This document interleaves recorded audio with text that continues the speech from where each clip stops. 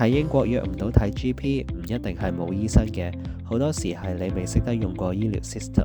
其實有好多方法可以快好多㗎。大家好，我係徐藥師，英國註冊藥劑師。第一，GP appointment release 時間好重要。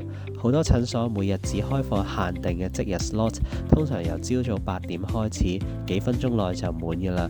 所以建議搭正8點就打過去，或者早啲 online booking。第二，講症狀嘅方法會影響分流結果。你打電話去嗰陣時 ，reception 會按照緊急狀況安排 appointment。如果你淨係講唔舒服，通常只係會安排 routine 嘅 appointment。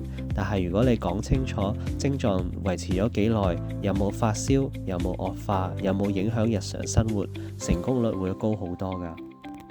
第三，唔係所有嘅情況都需要睇 GP 嘅，例如我上個 video 講過嘅喉嚨痛、鼻竇炎、女性尿道感染，都可以用 Pharmacy First 嘅服務，由藥劑師評估並提供治療。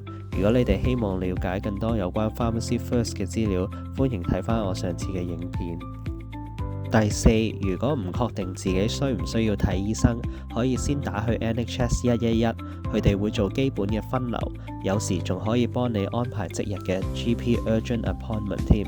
第五，如果出現以下嘅狀況，例如係胸口痛、呼吸困難、中風症狀、嚴重高燒，就直接去 A&E， 唔好再等啦。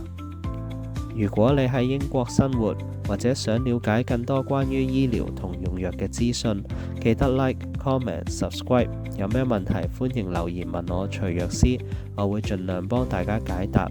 拜拜。